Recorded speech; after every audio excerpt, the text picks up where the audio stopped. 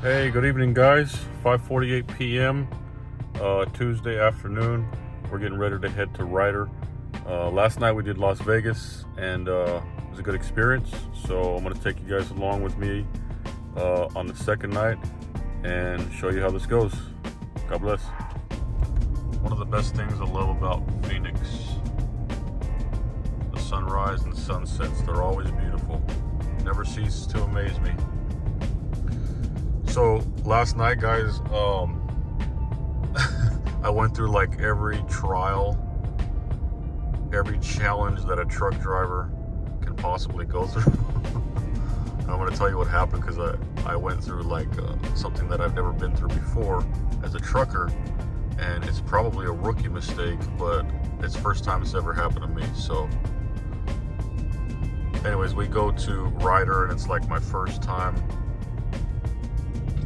It's my first time being at this yard. You know, it's kind of big, so I'm exploring. I'm looking around for my truck. I see, several different contractors who operate out of there, and there's like a big shop and a place to, there's a fuel island. So eventually, like, I was like, all right, I don't know where to even begin. So I found one of the guys that was working there, and he was like a diesel mechanic in one of the bays. And I said, hey man, can you tell me where so-and-so parks their trucks? And he kind of laughed, like chuckled, like, like good luck, kind of. So he's like, maybe you should try over here on this side. He kind of just gave me some advice. And so I went. Eventually I found it after asking two people that really couldn't help me. I found the truck, and then I went to turn the truck on, and I completely forgot about like the battery switch down on the left side of the driver's seat. So I went to turn the key, and nothing happened. So here I am, like, okay, what the heck's going on? This is supposed to be like my new truck. It's my first day. I'm already kind of running late. But it ended up being the battery switch. So when you can turn that on and off, and it'll cut the power and allow you to turn the truck on. So there was that little experience, little delay. And then, it was a process getting to learn the route on the first day. And I've been to Vegas plenty of times, but it was just a process getting to know, how everything works with this new job. And then I get over there, long story short, I get over there, and I'm like, man, I hope this is the right street, because it kind of looked like I was going the wrong way. But I made my first right towards the building, and then I looked to my left, and I was like, okay, there it is. The gate opened right up, and I'm familiar with that layout of the terminal, because I've been somewhere, I can't remember where, but I've been somewhere before where it looked pretty much the same, like the format, whoever designed it, I'd seen that design before. So anyways, I drop my trailer, I go and I get a dolly. I'm kind of looking around. I'm like, all right, just looking where everything's at. Line haul office is over here, dollies are over there. So I look and I grab me a dolly. This dolly had been inspected last month, and it still had fresh grease on the fifth wheel, and it looked like it had just been sitting there, because it was kind of an older model. So I figured nobody probably wants to use it because it's an older one. They just they did a brand new inspection on it and put new grease and everything, and it kind of has just been sitting there ever since. And so I'm like, all right, I'm gonna just grab this one. So I grab it, I go look for my trailer, and I had put the dolly in front of the back trailer, and I put it too close to where it was kind of sitting underneath the trailer. And long story short, what happened was the kingpin to the trailer ended up getting caught like on this piece of metal from the dolly, and I'll show you what I mean later when we're at the yard. But it was like, took me forever to try to knock it loose, and I ended up having to just kind of nudge it with the other trailer to break it loose, because man, I sat there and struggled, like cranking it up and down, and nothing was working. So I'm just like, man, this is like my first day and everything is going wrong. But you live and you learn. So God is good, ladies and gentlemen. I pray, that everything's going well with you today. and stay tuned. I'm gonna show you guys the rider yard, show you guys the truck, show you guys some more along the way. And God loves you guys. Take care.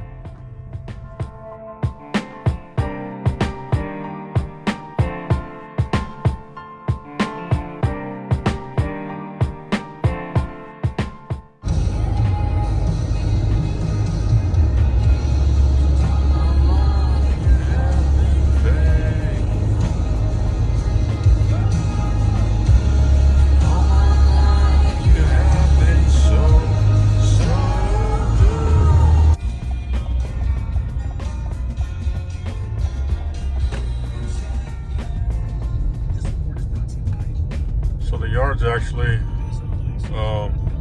the Maryville area,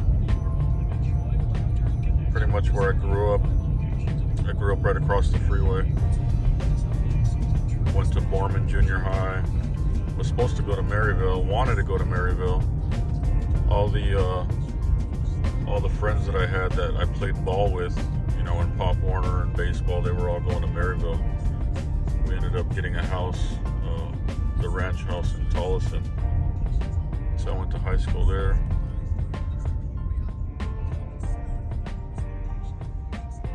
Here we are.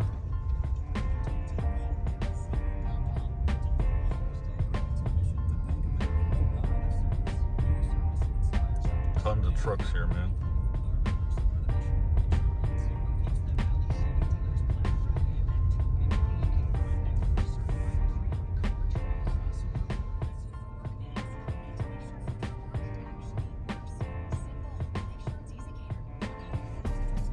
On-site parking. Last night I didn't know, and I actually parked my car in the front. But this way, it'll be in an enclosed parking lot in a safe area. All right, 6:24 p.m. Let's look at the app and see if the load's ready. Get into the truck and see how we're gonna do this. New FedEx beanie. Got a couple new shirts.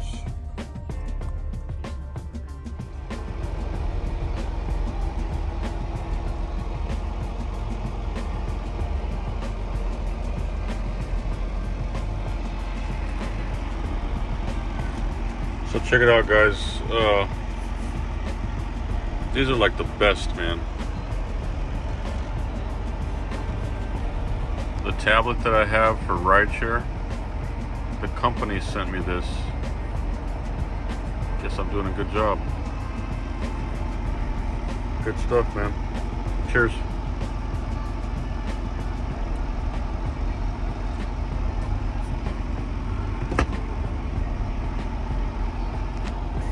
So this is a Freightliner. You got a fridge down there. You got a top bunk, bottom bunk. I don't really use them because I'm driving solo. So unless I get like extremely tired. But you know, you've got closet space. Back here, you know, you've got settings for your AC and whatnot. You got venting back here. These things right here, it's like a net that goes over you. It buckles in here, here, and here, and could save your life. I got into a trucking accident. I wasn't driving, but my partner was driving. This is years ago. And I had just fallen asleep. And my team driver said that another truck came into our lane and then back out and came into our lane again and just kind of stayed there. And so he had to swerve out of the way, and we went like four-wheel driving off the side of the road. The back trailer flipped. I got thrown out of the bed. It like threw my legs up, twisted me, and I ended up right there on the dash. My back hit this front part right here. I'll never forget that. I really thought that I was dead. Once I felt that truck start jumping up and down like the way it was, I didn't know what was going to happen. I thought I was dead. But by the grace of God, we got out of there alive. I don't even know if they caught the guy that did it. But, alright. So can't go anywhere without fuel, right guys? So we're going to do that before we leave. So we went ahead and went on duty. Put fuel.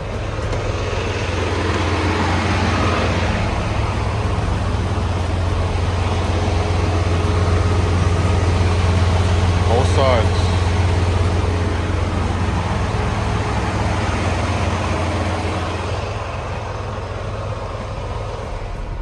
Alright, done with the fueling. Got parking brake. Trailer. We don't have a trailer. So we're just going to do the yellow button. Turn these lights off.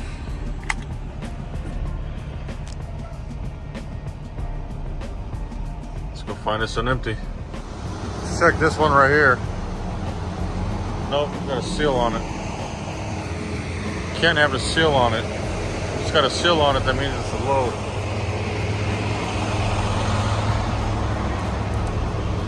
There we go. I think I know where to go because we're not having any luck with an empty. All these trailers are loads. I even opened a couple doors and I can see packages in there. So we're gonna go around to the other end of this lot, and I think I see some empties over there. Let's check it out.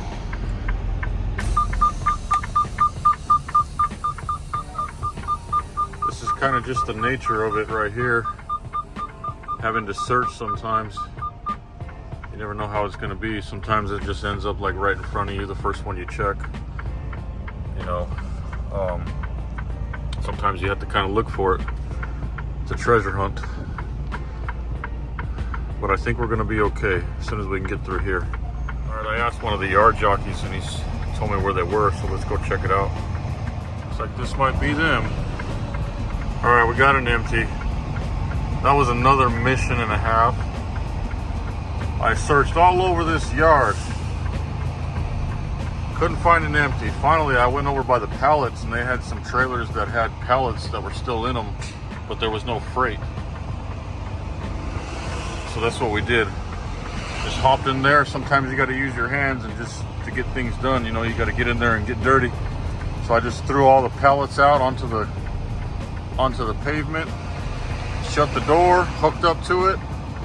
Now we're gonna go and get in the stage line and make sure that everything's good with the trailer, and then we've already dispatched out, and then we're gonna head out of here.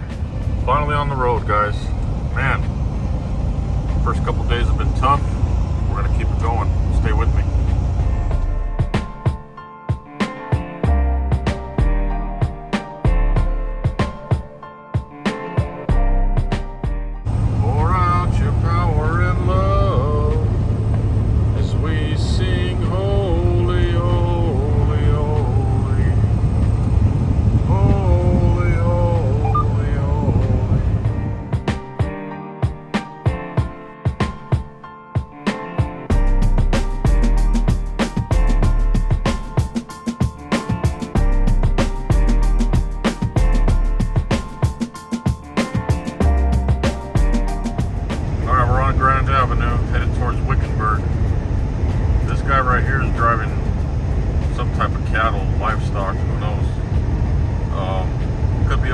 Problem though, I hate it when guys won't let you pass. So if he's going up to Vegas like I am, he might be in our way the whole time. But he has the ability to go faster than I am because my speed's 69 tops. But he's kind of just lingering there, and then when I come up on the side of him, he speeds up. So a lot of truckers will do that. Sometimes it takes God-given patience. So we'll see how it goes. One thing about running the Vegas route, man, it's extremely dark because you're just like in the middle of the desert the whole time. So we're gonna have to be really careful. We have an empty trailer too. That's the thing. Like, there's a lot of potholes. The road is not like out here. It's really good, but once you get to Wickenburg and you switch to the 93 highway that goes up to Vegas, there's just the road is rough, so it can kind of throw you side to side. So that's where we have to watch out. See how the road is right there? It can tend to like make you sway from side to side, so it can get tough just as a driver keeping control of your vehicle. So always practice safety, man. All right, from here, that's Wickenburg right over there. Wickenburg is like a ranching town, and they have like rodeos and stuff there. It's pretty cool if you can go by there during the day. You can see the rodeos live going on as you're passing by. But we're gonna cut it right here for now, and we'll see you guys in Vegas. I'll show you guys what I did wrong last night as far as the dolly and hooking up the set, and we'll get a glimpse of the yard and what that looks like. It's a really nice terminal actually. And then I'll show you guys how to hook up the trailers and see what we got to bring back to Phoenix. All right, we're kind of pressed for time on this route too, so we got 6:48 on the clock. As long as we hustle, we'll get it done. Commitment, drive, persistence, dedication. You gotta have all that stuff. Hard work, man. I haven't run this hard since I used to run Rialto. I used to do line haul for another company, and we used to run from Phoenix to Rialto, California every night. Just blast through the desert in the middle of the night, switch trailers in Rialto, and then come right back. And it was challenging. This is pretty similar, so it's bringing back a lot of good memories, but I like it.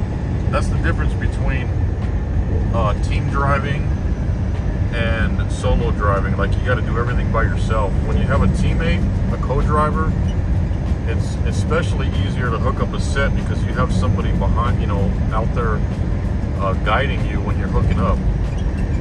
When you're solo, of course, you got to hop in and out, make sure, and you got to like double, triple check everything, especially when you have a set of doubles, because there's a lot more that can go wrong. There's a lot more airlines, connections. You have two trailers, not just one, and then you have the dolly that connects them both. So anyways, guys,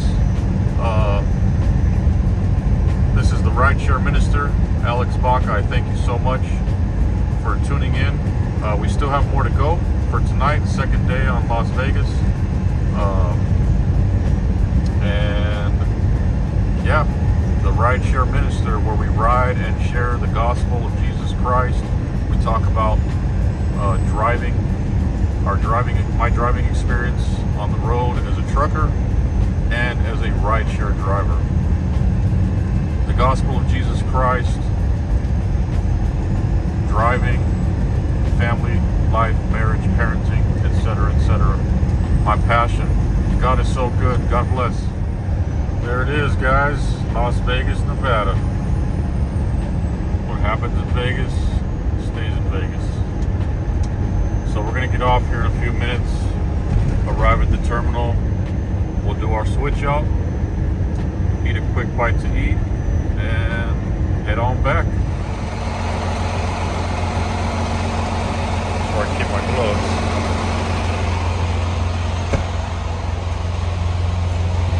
So the first thing I usually do is disconnect these red, blue, and the electric. Stow them away right there. Drop the landing gear. Just like that. Come right over here.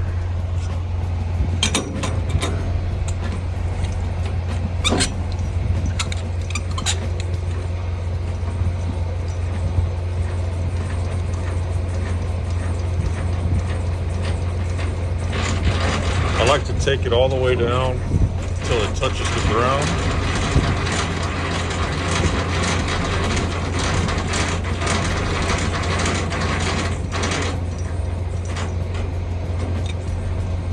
And once it touches the ground, go back like twice. Stow that away. I don't know, that's just the way I was kind of taught.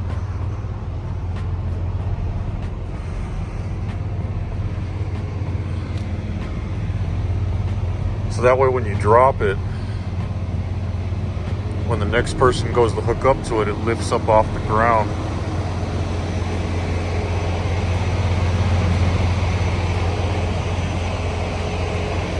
All right. So we go right here, dump the air out, and that's gonna lower the trailer. Yellow in, put it in drive.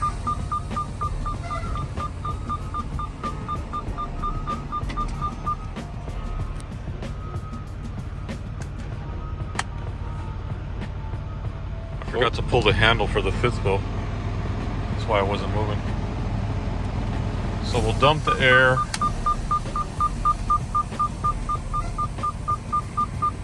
Pull forward.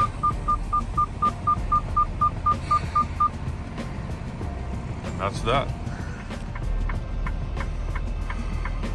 So we literally got to go like 4 miles an hour. Because once I hit 5 miles an hour, it'll kick me on drive. And if it kicks me on drive, then my clock is running down, and we don't want that. We need as much drive time as we can possibly get, just to be safe. The on-duty time, you have like 3 hours more than you do drive time. You got 14 hours on-duty time, but you can only drive for 11. So 14 per day on duty, 11 per day drive time, and then 70 hours per week before you have to do a 34-hour reset. We're gonna get a dolly. That looks like a good one right there. So this right here is a dolly. This is what goes between both of the trailers when you're hauling doubles. Okay, this is like a pretty good one. It was inspected back in May. It's kind of long for my taste, but the kingpin was caught right here last night, and it was hanging. I had to knock it loose. That was my problem last night. But you live and learn. All right, let's get this thing hooked up. We're gonna hook it up right here. Now we're all good. You always want to make sure your chains are on. Make sure this thing is latched tight. Okay, let's go put it behind the second trailer. All right, we found it. Let's get this thing backed up.